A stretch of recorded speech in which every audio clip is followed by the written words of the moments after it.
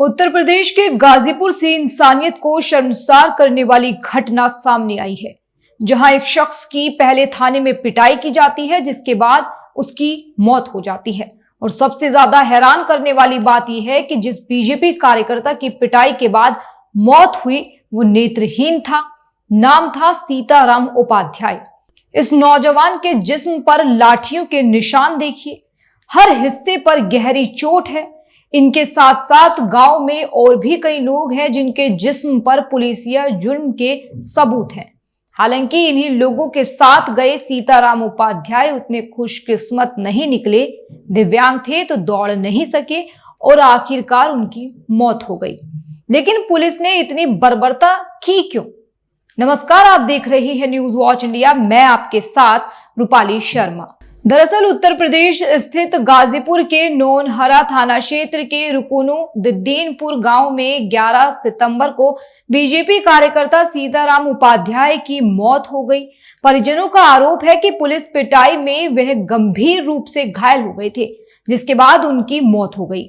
बताया गया कि 9 और 10 सितंबर की रात में सीताराम उपाध्याय अपने साथियों के साथ गांव की समस्या को लेकर विकास राय की अध्यक्षता में धरना प्रदर्शन कर रहे थे। इस दौरान पुलिस ने लाठीचार्ज किया, जिसमें सीताराम भी घायल हुए थे। बताया जा रहा है कि पास के ही गांव गठिया में बिजली के पोल को लेकर कुछ समस्या थी। इस समस्या को लेकर लोगों ने पहले पुलिस से बातचीत की। पुलिस से बातचीत के बाद जब कोई हल नहीं निकला तो धरना प्रदर्शन शुरू कर दिया। इसके बाद पुलिस टीम ने प्रदर्शनकारियों पर लाठी चार्ज कर दिया। हैरानी की बात तो यह है कि पुलिस ने थाने की लाइट बंद कर पीटा। धरना प्रदर्शन की अगुवाई कर रहे विकास राय ने बताया कि उन्होंने अपने साथियों के साथ पहले थाना अध्यक्ष से बातचीत की।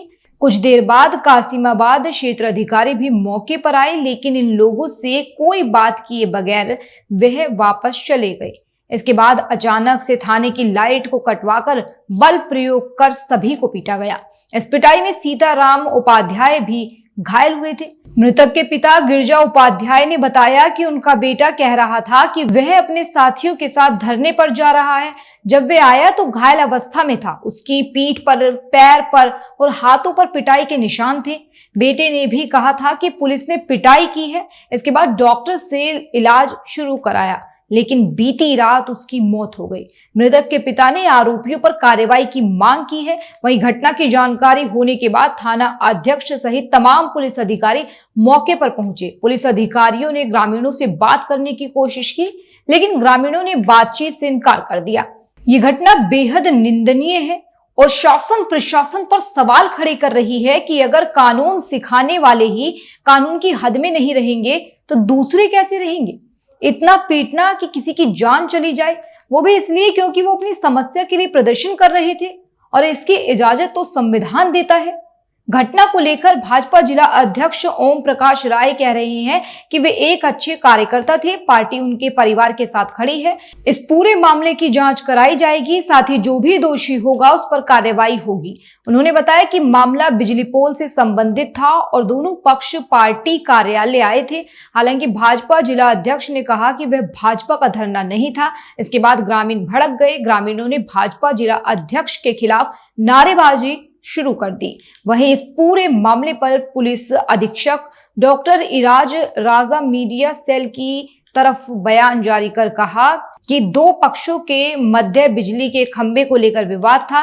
वे लोग थाने पर 25-30 की संख्या में आकर बैठ गए थे, जिसे पुलिस ने हटाने का भी आग्रह किया था। बयान में ये कहा गया कि रात में अचानक बिजली जाने की वजह से अफरा तफरी मच गई। आज सूचना मिली कि एक व्यक्ति की चोट लगने से मौत हो गई। इस मामले की जांच कराई जाएगी। जांच में जो भी तथ्य निकलकर सामने आएंगे उस आधार पर आगे की कार्रवाई की जाएगी। लेकिन ये घटना वाकई निंदनीय है। ये एक व्यक्ति की इसमें आज मृत्यु हुई थी। सुबह सूचना मिली थी, तो उसमें हम सभी लोग गए थे। वहाँ पर उन लोगों की कुछ डिमांड्स थी, जिसमें उनके द्वारा ये कहा गया था कि इस पूरे प्रकरण की मजिस्ट्रेट जांच कराई जाए। तो मजिस्ट्रेट जांच के लिए डीएम साहब को लिख दिया गया है। मजिस्ट्रेट जांच गठित हो गई है। इसके अतिरिक्त उन लोगों ने पीएम कराने के लिए एक रिपोर्ट एप्लीकेशन दी है। उसके आधार पर पीएम कराया जा रहा है, और पीएम में जो भी तथ्य आएंगे उनके अनुसार अग्रिम विधिक कार्रवाई इसमें अमल में लाई जाएगी।